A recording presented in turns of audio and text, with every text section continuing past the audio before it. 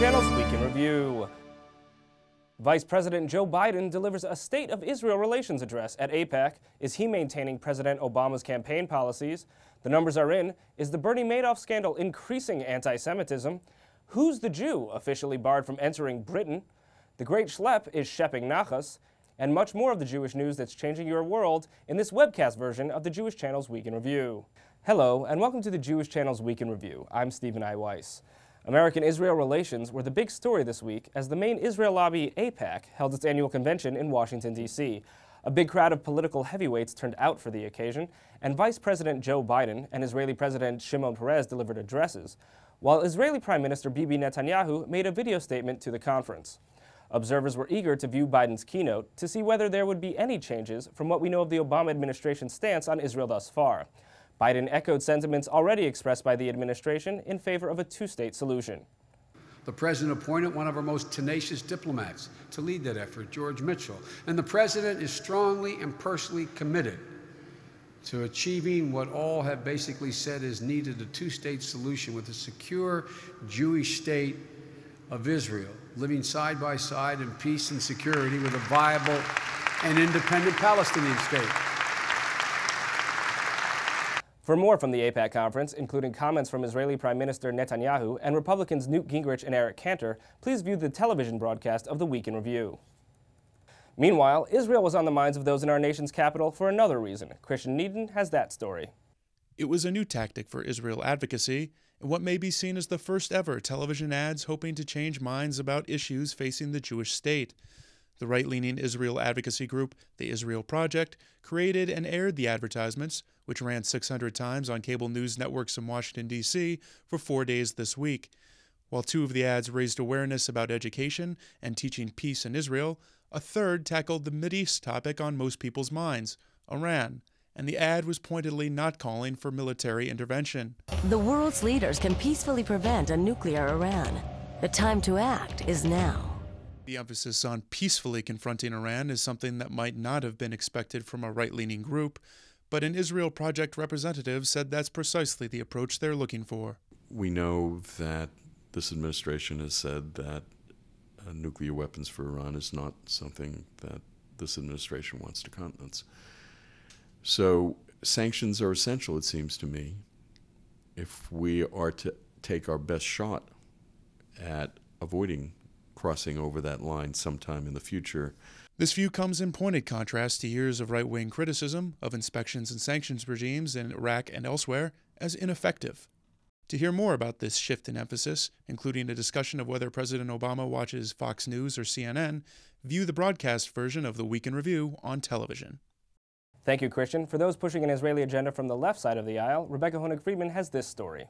While some Jews were dancing the night away and singing Hatikva to celebrate Israeli Independence Day last week, one former Israeli elected official was expressing her discontent with the new government and telling liberal-minded American Jews that the best thing they can do for Israel is to criticize its policies. Not everything that Israel does is good, and it shouldn't be applauded for things that are at odds with our own values.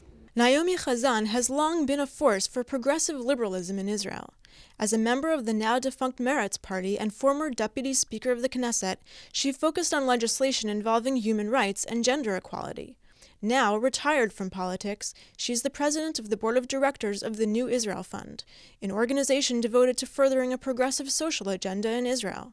She addressed a crowd at New York's Town and Village Synagogue last week on Yom HaAtzmaut about where Israel stands now that it has an administration to the right of that in the United States. As Obama won in November, very clearly what is happening in Israel is precisely the opposite.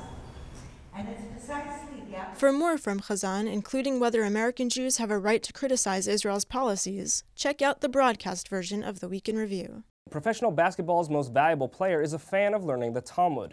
Time magazine recently released its list of the world's most influential people, and when asked whom he'd add to the list, LeBron James of the Cleveland Cavaliers, in the interest of full disclosure, I am from Cleveland and I am a fan, mentioned Jay Schottenstein, the Ohio businessman and philanthropist whose name graces the English translation of the Talmud that Schottenstein sponsored and which has reportedly sold more than 2 million volumes. Asked by The Forward about the relationship, a representative for Schottenstein said they, quote, have mutual respect for each other, and that the basketball star was, quote, impressed with the community involvement shown by Jay, including the elucidation and translation of the 73-volume Talmud Bavli. Finally, is the Bernie Madoff scandal increasing anti-Semitism? 2 professors at Stanford University think so, and produced a survey with those results. As part of a larger study of nearly 3,000 Americans, they asked the question, how much to blame were the Jews for the financial crisis? More than a third of Americans blame Jews at least a little, with approximately 1/4 of Americans blaming Jews a moderate amount or more. The results also show a breakdown along party lines, with 32% of Democrats assigning Jews at least moderate blame, compared with 18.4% of Republicans. Education played a role in Americans' feelings about Jews in the financial crisis. Of those with bachelor's degrees, only 18.3% blamed the Jews a moderate amount or more, while the number jumped to 27.3% for those without a 4-year degree. Added to responses to other questions in the survey, the authors found that, quote, anti-Semitic sentiments may particularly affect views on wealthy institutions, and that the negative attitudes towards Jews reported here are not only dangerous in and of themselves, but they may also have bearings on national policy matters. The report concluded by saying the media ought to bear these findings in mind in their coverage of financial scandals such as the Madoff scam. In most cases, religious and ethnic affiliations have nothing to do with the subject at hand, and such references, explicit or implied, ought then to be avoided. That's all for this week. For the full version of the Week in Review, including additional interviews, stories, and features, please visit the Jewish Channel on cable. For more news and analysis during the week, please see us on the web at newsdesk.tjctv.com. From all of us here at the Jewish Channel, be well. The Jewish Channel is available on cable, IO Optimum Cable Channel 291, Time Warner Cable Channel 528, Verizon Fios Channel 900, and Cox Cable Channel 1. For more information, visit tjctv.com.